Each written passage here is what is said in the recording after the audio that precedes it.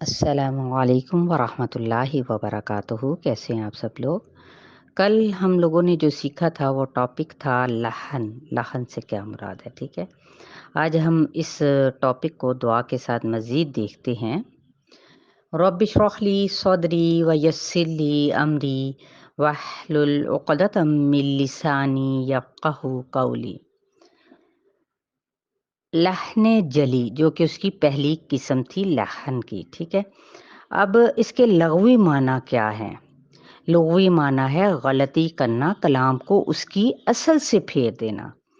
اور اگر ہم اس کی اصطلاحی تعریف کی طرف بڑھتے ہیں تو اس سے کیا مراد ہے کہ تلاوت قرآن میں ایسی غلطی کرنا جس سے الفاظ اور معنی میں کیا ہو، خلل پیدا ہو۔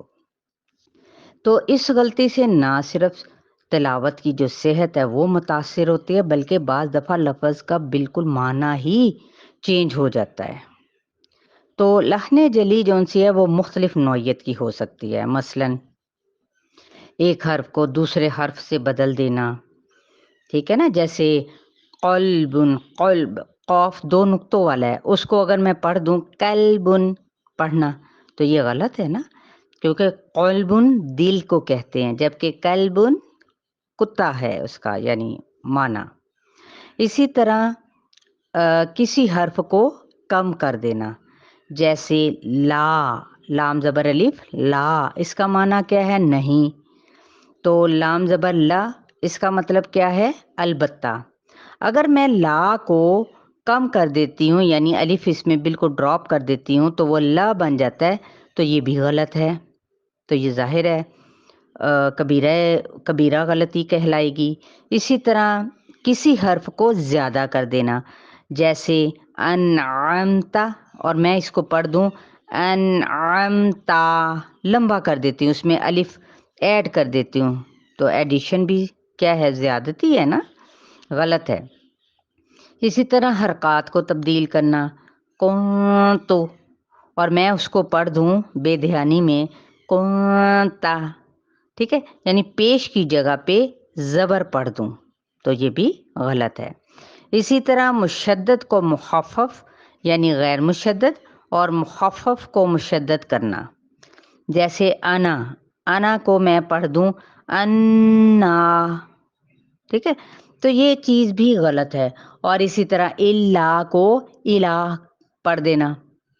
اسی طرح کسی متحرک کو ساکن کرنا، جیسے خلقنا کو میں پڑھ دوں خلقنا، تو یہ بھی متحرک تھا اور قاف پہ میں نے جزم لگا دی، تو یہ بھی غلط ہے۔ کسی ساکن کو متحرک کرنا یعنی جعلنا کو جعلنا پڑھ دینا۔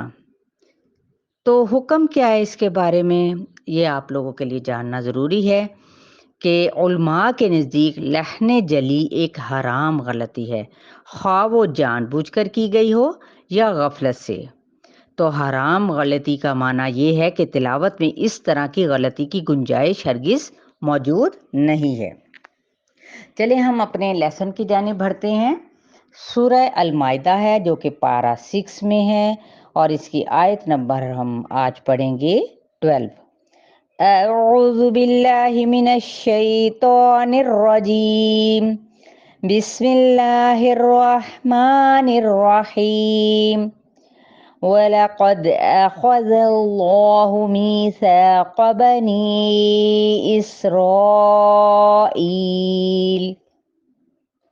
وَبَعَثْنَا مِنْهُمُ 12 نَقِيبًا وَقَالَ اللَّهُ إِنِّي مَعَكُمْ لَئِنْ أَقَمْتُمُ الصَّلَاةَ وَآتَيْتُمُ الزَّكَاةَ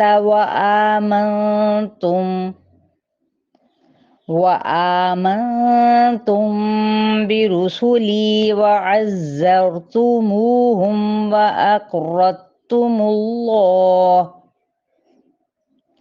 وَأَقْرَضْتُمُ اللَّهَ قَرْضًا حَسَنًا لَأُكَفِّرَنَّ عَنْكُمْ سَيِّئَاتِكُمْ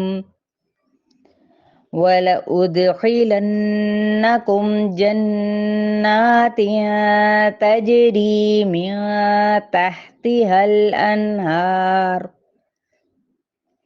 فَمَن كَفَرَ بَعْدَ ذَلِكَ مِنكُمْ فَقَدْ ضَلَّ سَوَاءَ السَّبِيلِ۔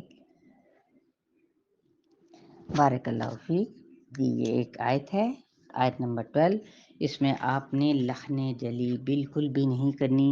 پیچھے جو میں نے اوپر بتایا ہے آپ نے ان کو پوائنٹس کو لکھ لیں اپنی نوٹ بکس کے اوپر، تاکہ آپ کو مزید یہ پتہ چل سکے کہ مجھے یہ والی غلطیوں سے بچنا ہے جو کہ حرام غلطی ہے، اور غفلت کی گنجائش اس میں بالکل بھی موجود نہیں ہے۔